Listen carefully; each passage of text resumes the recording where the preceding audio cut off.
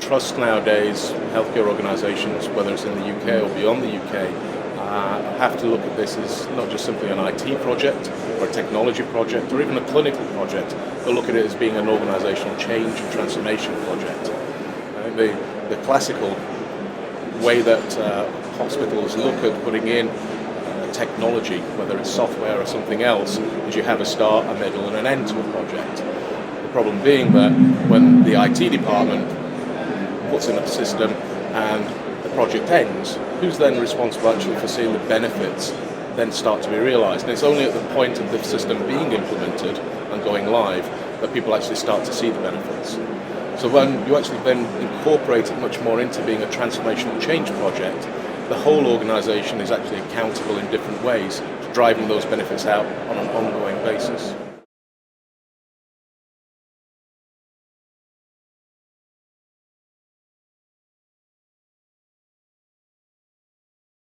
It certainly can't be an IT project anymore.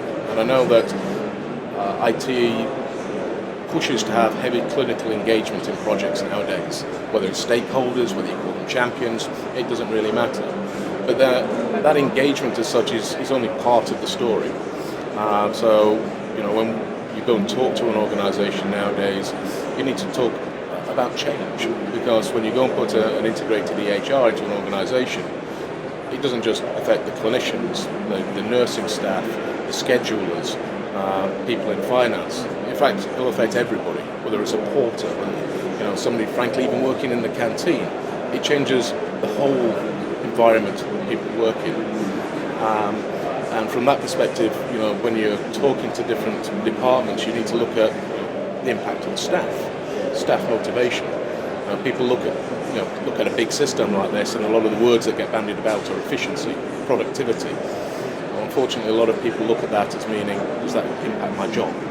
Yes, it might impact your job. It doesn't mean you're going to lose it at all. So, again, it goes back to the word about looking at change and transformation. Change management is a key part of this. But understanding and mapping out the workflows and the impact on the organisation from the very earliest stage.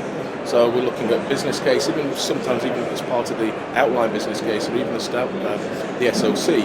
That's the point where you need to start considering some of these things.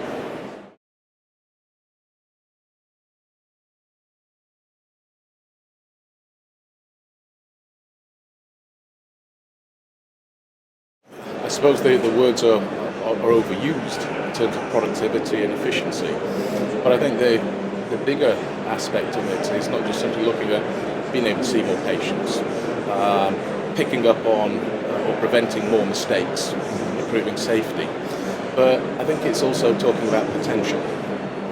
When people put an EHR in, and this has been commented on by the likes of Cambridge just recently with them going live, one of the things that immediately starts to be seen is people start to see the potential of what can be done within the future.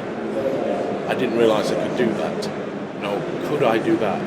And people start to sort of see the potential. And that's the true value. It's not just simply what you can do today. It's what you can do next week, next month, next year, and so forth. So you can take advantages of the changes in technology, changes in clinical practice, things like genomics coming